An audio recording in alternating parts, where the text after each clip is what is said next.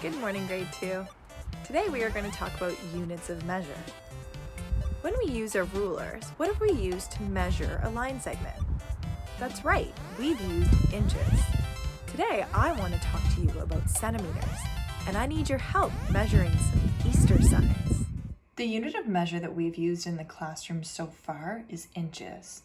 Today we're going to take a look at centimeters. Now when we look at our ruler, we can see the centimeters across the top of my ruler.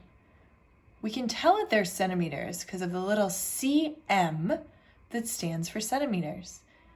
The spaces on the centimeters are also smaller than the inches. When you look at my board, I've written inch on one side and centimeter on the other. cm is the short abbreviation for the word centimeter. So when we measure these items, we are going to put cm as the unit of measure.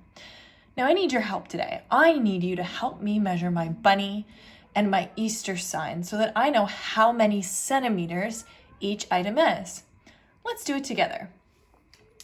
First, let's measure our bunny.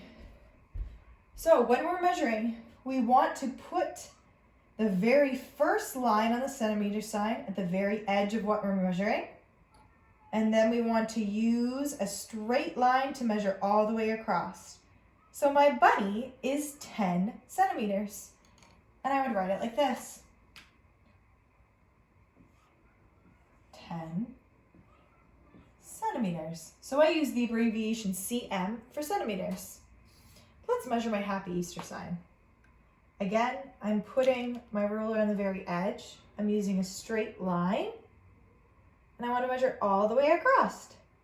My happy Easter sign is 22 centimeters. 22 centimeters. Let's measure my carrot. So again, I'm putting my ruler to the very edge of my carrot, and I want to measure all the way across. My carrot is 7 centimeters. My last sign, let's measure this Easter sign. This Easter sign is 23 centimeters long. I bet that there are a lot of things in your house that you could measure. I want you to take your ruler and find things in your house that you can measure using centimeters. And while you are measuring, I want you to think, when I measure in centimeters, is it smaller or is it bigger than when I measure in inches? Today in your worksheet, boys and girls, we are going to be doing multiplication. I want to review with you multiplication. On my board, I have 1 times 9, 10 times 9, and 100 times 9. The X sign in multiplication is another way to say groups of. So in the first question, I have 1 group of 9. So what's the answer? That's right, it's 9. In the second question, I have 10 groups of 9. But remember, when I have anything multiplied by 10, all I do is take my 0 and add it in. 10 times 9 is 90.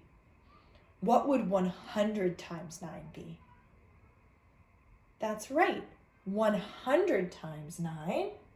Again, I want to take my zeros, would equal 900.